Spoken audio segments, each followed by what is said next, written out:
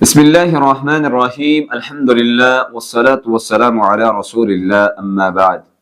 بہت سے لوگ جو ہے وہ کمنٹ کرتے ہیں، کالز بھی آتی ہیں کہ حصول اولاد کے لیے کوئی عمل، کوئی وظیفہ بتا دیں۔ انسان کو رشتوں میں سے سب سے زیادہ جو رشتہ محبوب، عزیز، پیارا لگتا ہے وہ اولاد کا رشتہ ہوتا ہے۔ اولاد انسان کی وراثت ہوتی ہے، وارث ہوتی ہے، اور وہ وارث چاہتا ہے، لیکن بعض دفعہ اللہ سبحانہ و تعالی کی طرف سے تاخیر ہوتی ہے۔ انسان جس کے پاس اولاد نہیں ہے، بے اولاد جوڑے اپنی زندگی بڑی مشقت والی، بڑی ادھوری، بڑا اکیلا پن محسوس کرتے ہیں، اور بے چینی ان کی دیکھی نہیں جاتی۔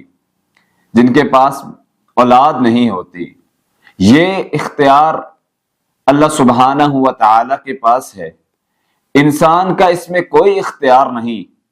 اللہ خالق و مالک قرآن مجید میں بھی اعلان فرماتے ہیں، یہ اس کی عنایت ہے، یہ اس کی رحمت ہے، یہ اس کی نعمتیں ہیں۔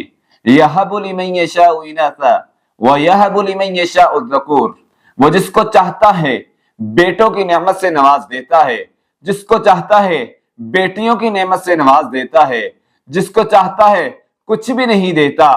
سالوں سال گزر جاتے ہیں، انسان اپنی کوشش کرتا ہے، میڈیسن، علاج کرواتا ہے، لیکن اس کے اختیار میں نہیں ہوتا۔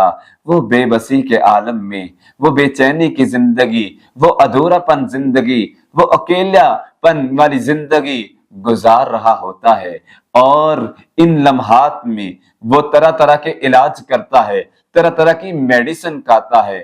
آج میں آپ کی خدمت میں بے اولاد جوڑوں کے لیے ایسا وظیفہ رکھنے جا رہا ہوں، ایسے اذکار رکھنے جا رہا ہوں جس کو پڑھنے سے انشاءاللہ اللہ سبحانہ و تعالی کی نعمتوں کا، اللہ سبحانہ و تعالی کی رحمتوں کا جو ہے نزول آپ پر ہو سکتا ہے۔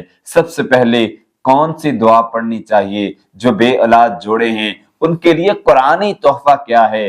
جو انبیاء اکرام علیہم السلام نے دعائیں کی، ہمیں ان دعاؤں کا اہتمام کرنا چاہیے۔ کس طرح انبیاء اکرام اپنی بے بسی کو، اپنی بے کسی کو، اپنی حاجت کو اللہ سبحانہ و تعالی کے سامنے رکھتے ہیں، اور دعا سنیں، کلمات سنیں، الفاظ پر غور کریں۔